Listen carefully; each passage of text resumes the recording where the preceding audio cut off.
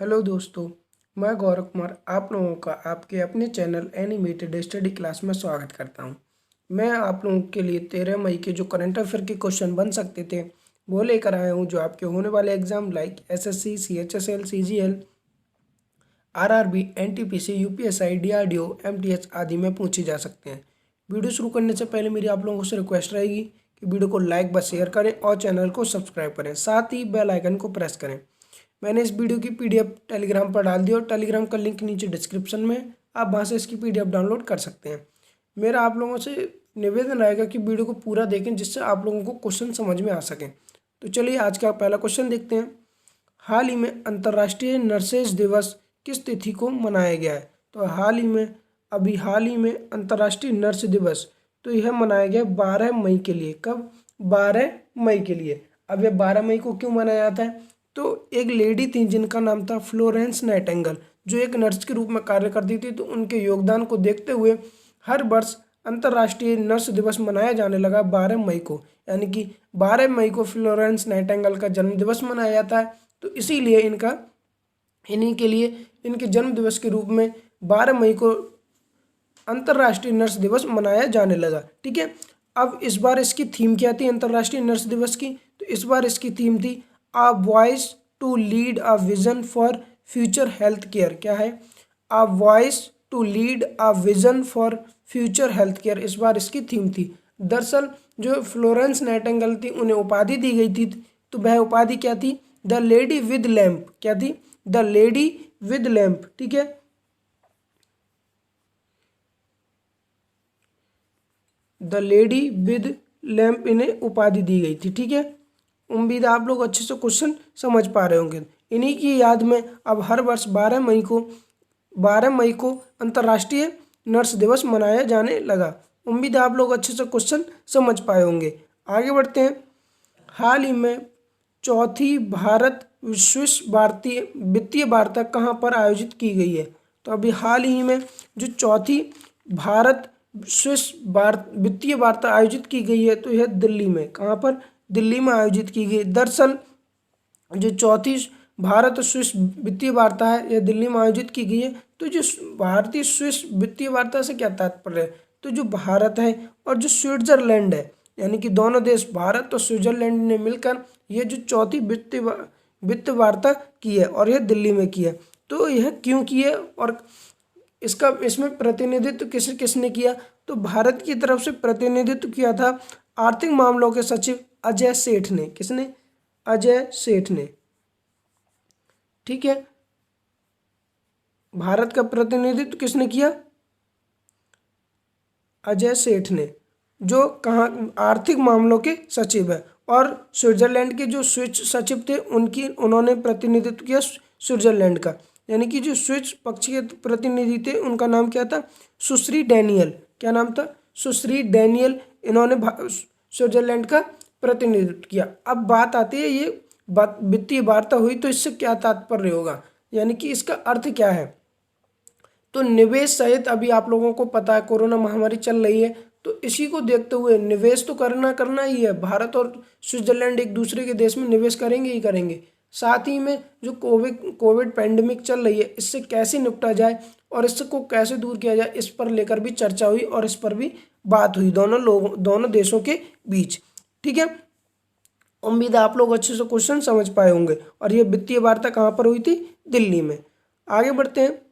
हाल ही में किस देश ने चीनियों को शरणार्थी का दर्जा दिया है?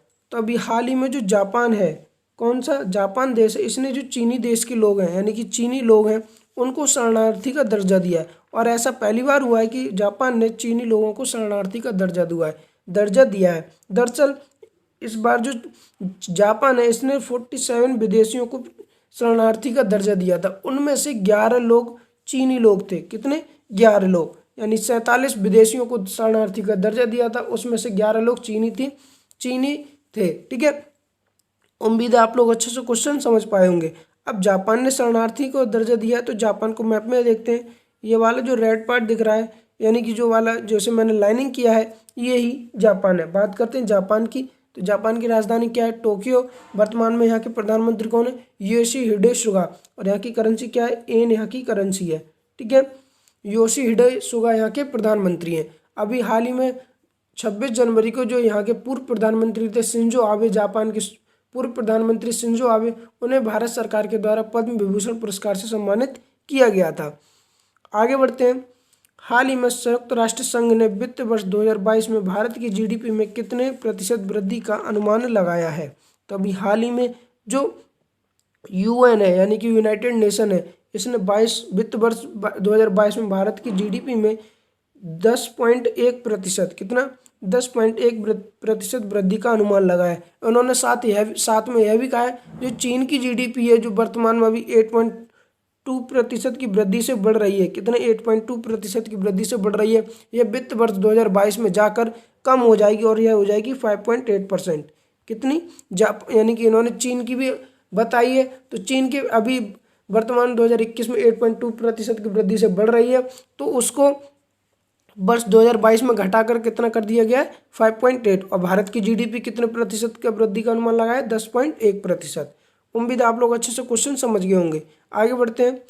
हाल ही में national asset reconstruction company limited के प्रमुख के रूप में कार्यभार संभालने के लिए किसे नियुक्त किया गया है? तो अभी हाल ही में पद्म कुमार माधवन नायर को national asset reconstruction company limited के प्रमुख के रूप में कार्यभार संभालने के लिए नियुक्त किया गया है। अब ये जब बात आती है जो national asset reconstruction company limited है, ये करती क्या है? तो आप लोगों ने देखा होगा जो बैंकों से लोग लोन ले लेते हैं और लोन नहीं चुका पाते हैं, यानी कि बैंकों से लोन ले लेते हैं, उसके बाद उसे नहीं चुका पाते हैं, तो क्या होता है उनकी कुछ जो प्रॉपर्टी यानी कि गारंटी के रूप में रखी होती है वह बैंक छीन लेती है। तो उसे जो बैंक छीन लेने के बाद जो उस जगह को जो खरीदने और बेचने का कार्य करती है वह national asset reconstruction company limited करती है।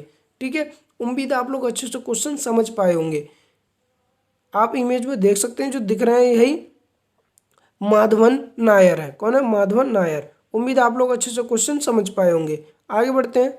हाल ही में किस राज्य की पुलिस ने कोविड मरीजों की मदद के लिए मिशन हौसला शुरू किया है? तो अभी हाल ही में जो उत्तराखंड की पुलिस है इसने कोविड मरीजों की मदद करने के लिए मिशन हौसला शुरू किया है। इसके तहत क्या होगा? इसके तहत आप लोगों ने देखा होगा जो कोविड मरीज हैं उन्हें ऑक्सीजन सिलेंडर की ज़रूरत है, बेड की ज़रूरत है, प्लाज्मा की ज़रूरत पड़ती है। तो इसी को देखते हुए जो कोविड मरीज हैं उनको ऑक्सीजन सिलेंडर, बेड, प्लाज्मा इत्यादि उपलब्ध कराएगी कौन?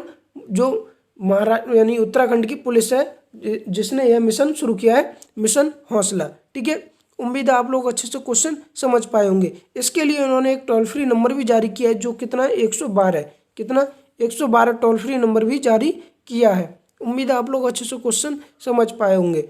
अब उत्तराखंड की पुलिस ने की है तो उत्तराखंड को मैप में देखते हैं। ये वाला जो रेड पार्ट दिख रहा है यही उत्तराखंड है। बात करते हैं उत्तराखंड की, तो उत्तराखंड की राजधानी दो है, देहरादून और गैरसैंण। ठीक है, अभी हाल ही में ग्रीष्मकालीन राजधानी कौन सी बनी है? गैरसैंण। और शीतकालीन राजधानी कौन है? देहरादून। उम्मीद आप लोग अच्छे से क्वेश्चन समझ पा रहे होंगे। अब यहाँ के सीएम की बात आती है तो अभी हाल ही में यहाँ के नए सीएम बने थे जिनका नाम था तीरथ सिंह रावत। कौन थे? तीरथ सिंह रावत। और गवर्नर कौन है? बेबी रानी मौर्य यहाँ की गवर्नर है। आगे बढ़ते हैं। हाल ही में वेणुगोपाल चंद्रशेखर का निधन हो गया, वह किस खेल से संबंधित है? तो अभी हाल ही में जो वेणुगोपाल चंद्रशेखर का निधन हो गया, यह टेबल टेनिस प्लेयर थे। कौन थे? टेबल टेनिस प्लेयर थे। आप इमेज में देख सकते हैं जो दिख रहे हैं यही वेणुगोपाल चंद्रशेखर है। दरअसल यह भारतीय टीम के कोच भी रहे थे और यह खुद एक प्लेयर भी रहे थे, यानी कि कोच रहने के साथ साथ यह प्लेयर भी रहे थे। और इन्होंने 3 बार राष्ट्रीय चैंपियनशिप जीती थी। कितनी? 3 बार राष्ट्रीय चैंपियनशिप जीती थी और यह अर्जुन पुरस्कार विजेता भी थे। कौन थे? अर्जुन पुरस्कार विजेता। उम्मीद आप लोग अच्छे से क्वेश्चन समझ गए होंगे। आगे बढ़ते हैं। हाल ही में विश्व खाद्य पुरस्कार 2021 किसने जीता है? तो अभी हाल ही में जो विश्व खाद्य पुरस्कार जीता है इसे जीता है डॉक्टर शकुंतला हरक सिंह ने। किसने? डॉक्टर शकुंतला हरक सिंह ने। आप इमेज में देख सकते हैं जो दिख रही हैं यही डॉक्टर शकुंतला हरक सिंह है। यह पुरस्कार दिया किसके द्वारा जाता है? तो यह पुरस्कार दिया जाता है वर्ल्ड फूड प्राइज फाउंडेशन के द्वारा। किसके द्वारा? वर्ल्ड फूड प्राइज फाउंडेशन के द्वारा यह दिया जाता है। अब यह दिया क्यों जाता है? तो विश्व भर में लाखों लोगों के लिए पोषण, स्वास्थ्य, आजीविका में सुधार करने के लिए जो आगे आई हैं, यानी उन्होंने अथक प्रयास किए, तो ऐसे लोगों को यह पुरस्कार दिया जाता है। और यह वर्ष 1986 से दिया जा रहा है। कितने वर्ष 1986 से दिया जा रहा है। ठीक है, इसकी शुरुआत किसने की थी? तो विश्व खाद्य पुरस्कार नोबेल की जो यानी कि शुरुआत की थी, इसे शुरुआत की थी नोबेल शांति पुरस्कार विजेता जिनका नाम था नॉर्मन बोरलैग। क्या नाम था? नॉर्मन बोरलैग। इन्होंने इसकी पुरस्कार की शुरुआत की थी। और इस बार 2021 के लिए किसे दिया गया है? शकुंतला हरक सिंह के लिए दिया गया है। उम्मीद है आप लोग अच्छे से क्वेश्चन समझ पाए होंगे। आगे बढ़ते हैं। हाल ही में किस राज्य सरकार ने आवारा पशुओं को विशेष धन जारी किया है? तो अभी हाल ही में जो उड़ीसा सरकार है, इसने जो आवारा पशु हैं उनके लिए विशेष धन जारी किया है। और यह धनराशि कितनी है? 60 लाख रुपए। कितनी? 60 लाख रुपए धनराशि जारी की है। दरअसल कोविड के कारण लॉकडाउन लगा हुआ है, तो घरों से लोग निकल नहीं रहे हैं, और इसीलिए जो आवारा पशु घूमते हैं उन्हें खाना नहीं मिल पाता है। तो इसी को देखते हुए जो उड़ीसा राज्य सरकार है, इसने यह घोषणा की है जो आवारा पशु घूमते हैं उनको भोजन खिलाने के लिए, यानी कि भोजन खिलाने के लिए यह राशि आवंटित की गई है आवारा पशुओं के लिए। और 20,000 रुपये प्रतिदिन के हिसाब से खर्च किए जाएंगे आवारा पशुओं को खाना खिलाने के लिए। कितने? 20,000 रुपये पर डे। ठीक है, 20,000 रुपये पर डे का खर्चा किया जाएगा इन आवारा पशुओं को भोजन खिलाने के लिए। क्योंकि पैंडेमिक है, तो लॉकडाउन लगा हुआ है, तो इस वजह से लोग बाहर निकल नहीं रहे हैं, और इन लोगों को यानी जो आवारा पशु हैं इन्हें खाना नहीं मिल पा रहा है, इसीलिए यह यानी कि धनराशि आवंटित की गई आवारा पशुओं के लिए। उड़ीसा सरकार ने की है, तो उड़ीसा सरकार को मैप में देखते हैं। ये वाला जो रेड पार्ट दिख रहा है यही उड़ीसा है। बात करते हैं उड़ीसा की, तो इसकी यहाँ की राजधानी क्या? भुवनेश्वर। वर्तमान में यहाँ के सीएम कौन है? नवीन पटनायक। और गवर्नर कौन है? गणेशी लाल यहाँ के गवर्नर है। आगे बढ़ते हैं। हाल ही में किस रेटिंग एजेंसी ने भारत की जीडीपी को फाइनेंशियल ईयर 2021-22 के लिए 13.7% से घटाकर 9.3% कर दिया है? तो अभी हाल ही में जो मूडीज है, इसने 2021-22 के लिए 13.7% से घटाकर भारत की जीडीपी 9.3% कर दी है। अब इसने इसलिए की है क्योंकि भारत में जो कोरोना की दूसरी लहर आई है, इस वजह से इन्होंने घाटा यानी 13.7% से घटाकर 9.3% कर दिया भारत की जीडीपी को। उम्मीद आप लोग क्वेश्चन समझ गए होंगे। आगे बढ़ते हैं। हाल ही में CVIC ने कोविड प्रभावित अधिकारियों के लिए कौन सी योजना शुरू की है? तो अभी हाल ही में जो CBIC है, यानी कि central board of indirect tax and custom. क्या है? Central board of indirect tax and custom.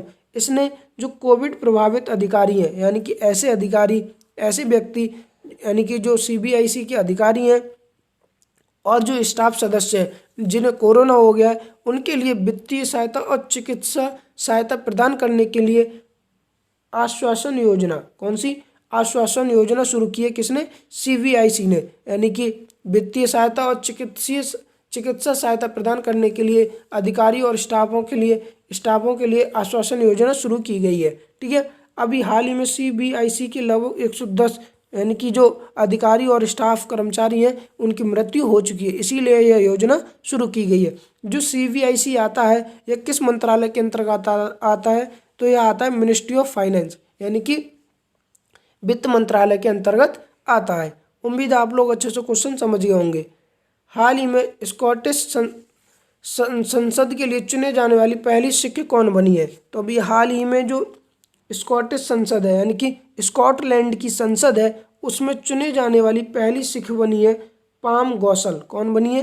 Palm गौसल। ठीक है, इन्हें संसद के कंजर्वेटिव सदस्य के रूप में चुना गया है कि जो स्कॉटलैंड की संसद है उसमें कंजर्वेटिव सदस्य के रूप में चुना गया है। किन्हें? पाम गौसल को।